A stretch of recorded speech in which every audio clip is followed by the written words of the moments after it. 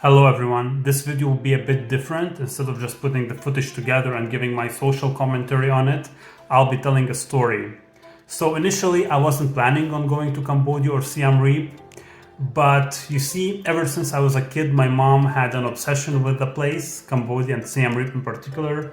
And it's not like she was crazy about it, but every few months she would say that she would like to go there, that when I grow up I should also consider going there because it's amazing.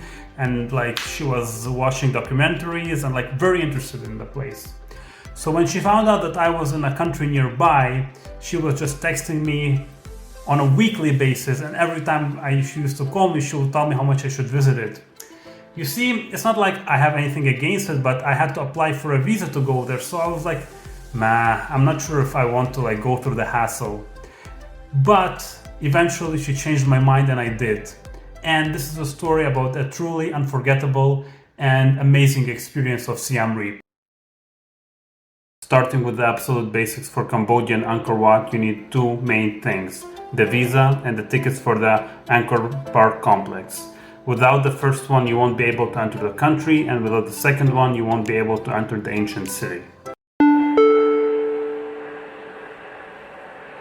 I took a flight from Bangkok to Siem Reap, which roughly lasts around 100 minutes, which isn't much. Upon arriving, I was kind of happy that I did my visa beforehand, as some people chose to do their visas on arrival, which is always an option, but personally I get nervous around customs, so I'm glad I didn't do that. If, however, you decide to do your visa on arrival, make sure you have US dollars, as from what I understood, that's the only acceptable currency. So my first impression, as I was traveling from the airport to Siem Reap city, which lasts around 1 hour, I was expecting that, just like in Bangkok, the big city lights and the tall buildings will just pop up and I will see the buzz and basically the life of a big city. Yeah, that did not happen. What struck me most is how small the city itself is. Not in terms of its geographical size, but rather in terms of its buildings. Most buildings look pretty small, with most buildings being around maximum 3 stories tall. Only later did I find out that this is because nothing in the city can be taller than the Angkor Wat complex. So in total I spent 3 days in Siem Reap. On day 1 I booked a tour with Get Your Guide app. The company was called Asian Angkor Guide. The guide was super nice, super friendly. He spoke perfect English. And what happens is that at 6 in the morning they will pick you up among other people, and they will take you to the main attractions in the Angkor Temple complex. Just some of the main attractions that you will visit: the Southern Gate, the Bayon Temple, you will walk through the terrace of the elephants, you'll visit the Tomb Raider Temple, Angkor Wat, and last but not least, you will visit a temple to watch a sunset. Now, of course, one day is not enough. However, the advantage of such tours is that you'll be able to discover different parts of the Angkor complex, and then in the subsequent days, you'll be able to return and further discover the parts that you did like. Next, I'll be introducing the main and my favorite attractions within the Angkor complex.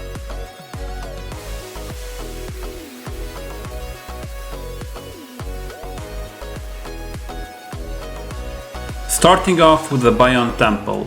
So this was the center of Khmer capital at one point. What makes this temple stand out are those stone faces you see in front of you, as well as drawings pertaining to both Hindu and Buddhist traditions.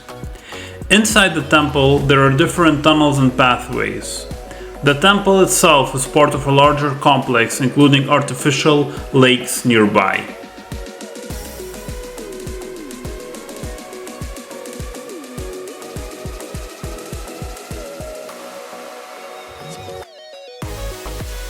Next is the Bafuon Temple. This one looks more like an Aztec pyramid with 3-tiered temple mountain dedicated to the Hindu god Shiva. It is undergoing renovation, but overall the structure is well preserved.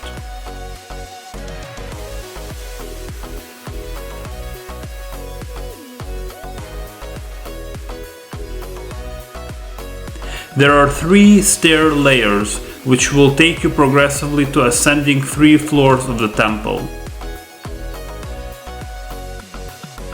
One thing which may interfere with your discovery of the temple are the wild monkeys who really like this place and run around, but they mostly keep to themselves. Now, as you leave or enter the temple from its posterior side, you will notice a stone structure.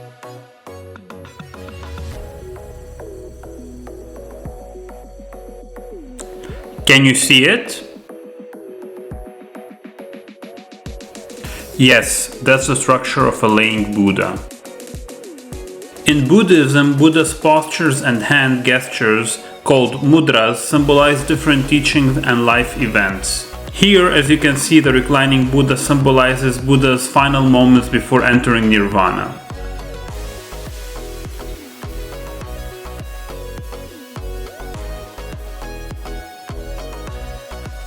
Perhaps the second most popular site in Angkor after Angkor Wat itself is Ta Prohm. Today it is better known as Lara Croft's Tomb Raider temple, where the movie was filmed.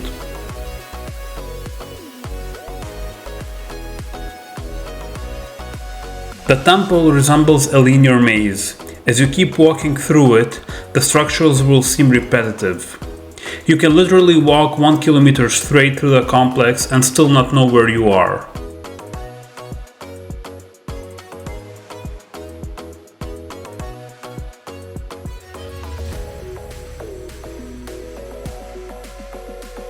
The main thing about the site is the trees and vegetations that have grown into the temple complex.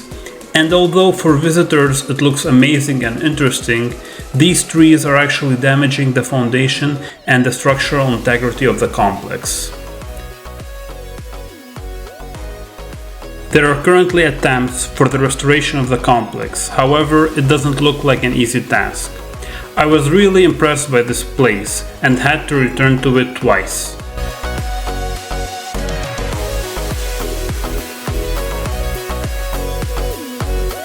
Next is the Prihan complex. This is a forgotten temple complex near an artificial lake. Generally, it is not somewhere the tour guide will take you. This is a place I decided to self-explore. It is a smaller but similar version of Ta Prohm. Apparently, this place had multiple purposes, including city center, temple, and a Buddhist university.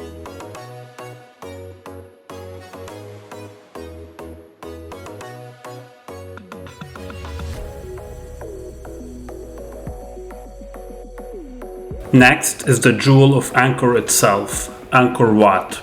Originally built in the 12th century, this was and still is the symbol and the heart of Siem Reap. If you only have one day to visit something, undoubtedly this is it. Originally constructed as a Hindu temple dedicated to God Vishnu, Angkor Wat stands as a testament to the ingenuity and dedication of the Khmer Empire. Spanning over 162 hectares, it is the largest religious monument in the world. Ironically, the best time to visit this place is in the afternoon, between 12 and 2 p.m.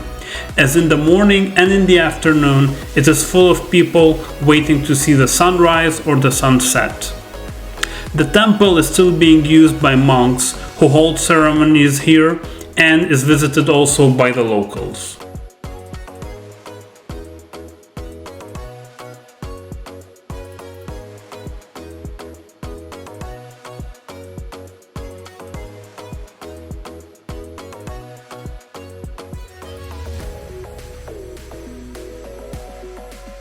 Phnom Penh, the Sunset Temple. This is a bit of a weird one. The driver brought us to the base of the small mountain and then we had to climb up. This place also looks something like the Aztec pyramids. The best time to be here is from 4 to 5 p.m. as everyone will be waiting for the sunset. Now, don't get me wrong, the sunset is beautiful, but most of the people just had their phones out and observing the sunset through their phones. In my opinion, this place is a bit overhyped. However, there are some pluses.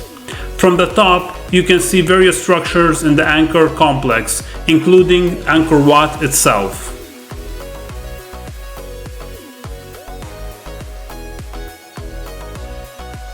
To be clear, I'm pretty sure there are other amazing structures in Angkor. However, for me, those are the main ones.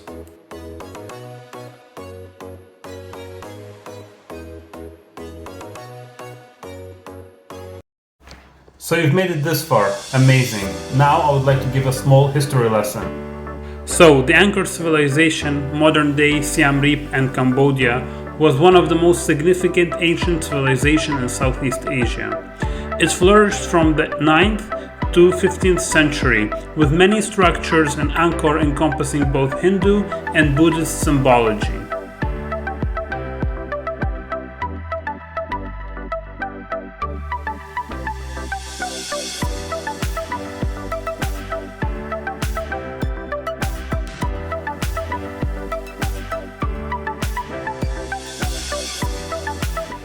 So the decline and abandonment of Angkor happened sometime in the 15th century. The reasons for it are many, but from what my tour guide told me, the breaking point came when there was big fighting between the Khmer Kingdom, Cambodia, and the Siam Kingdom, modern-day Thailand. At some point, this guy, the king of the Khmer Kingdom, decided that he has had enough, and he was afraid that the Siam Kingdom will return and conquer him. That's why he just took his stuff and decided to move to another city. This other city became the modern-day capital of Cambodia, Phnom Penh. So you've made it this far. Amazing. Now I would like to give a small history lesson. So the Angkor civilization, modern-day Siem Reap and Cambodia, was one of the most significant ancient civilizations in Southeast Asia. It flourished from the 9th to 15th century, with many structures in Angkor encompassing both Hindu and Buddhist symbology.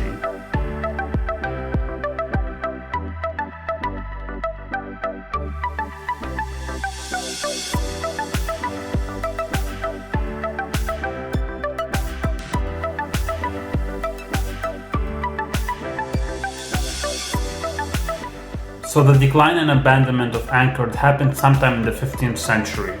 The reasons for it are many, but from what my tour guide told me, the breaking point came when there was big fighting between the Khmer Kingdom, Cambodia, and the Siam Kingdom, modern-day Thailand. At some point, this guy, the king of the Khmer Kingdom, decided that he has had enough, and he was afraid that the Siam Kingdom will return and conquer him. That's why he just took his stuff and decided to move to another city. This other city became the modern-day capital of Cambodia, Phnom Penh. If you manage to grab a SIM card or get a connection of Wi-Fi, you can always use an app called Grab, which is basically like Bolt in Europe. The prices are okay, however the downside is that you will need a stable internet connection and then have to wait for somebody to come.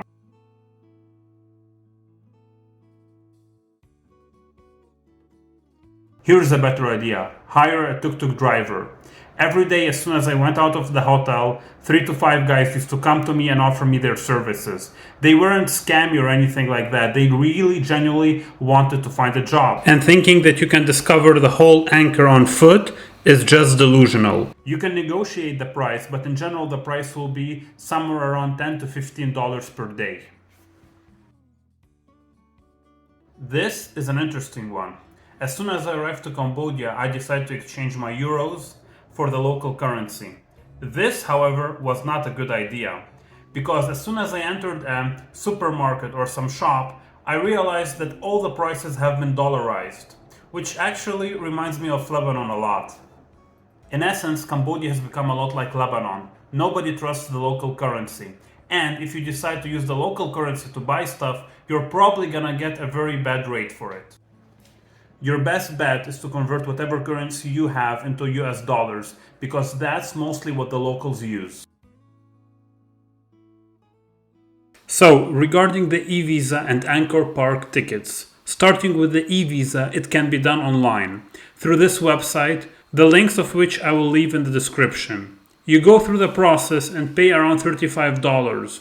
The only weird part is that you probably have to attach a digital picture of yourself. I got a confirmation via PDF within 5 days. Be sure to print 2 to 3 copies of the PDF to present to the airport and upon the arrival. Now regarding the park tickets. You use this website, the links of which I'll leave in the description. You have 3 options: 1-day pass, 3-day pass, and 7-day pass. 1-day pass costs $37, 3-day pass costs $62, and 7-day pass costs $72. I'd personally recommend getting a 3-day pass. And be sure to have either a PDF, printed copy, or a screenshot of the ticket, as throughout the park there are numerous checkpoints which will ask you to show your tickets. Like any other country, Cambodia has its do's and don'ts. Cambodia is a country with rough history. The legacy of what happened during the Khmer Rouge rule is still present in the mind of the people. If you look at the people as you walk down the streets, they look a bit traumatized, and politics is still a sensitive issue. That's why I would strongly advise against discussing it openly. At some point, a big percent of the land in Cambodia was covered with landmines. It is better now, but the scars are still present. As you pass through different temples, you can see bands of landmine victims playing music, trying to make a living. People in Cambodia are very hardworking. Nobody really begged me for anything. Instead, people were always trying to either sell me something or offer me a service. Although it may sound like Siem Reap is doom and gloom, it's not true. There is somewhat of a buzzing nightlife, and the city feels resilient. And I'm pretty sure sooner or later it will break into something big. Is this video enough to talk about everything in Cambodia? Of course not. However, if you did like it and you have some suggestions or ideas about things I should cover about Cambodia, please leave a comment below. And if you really like the video, please consider liking and subscribing. Thank you very much for watching. Goodbye.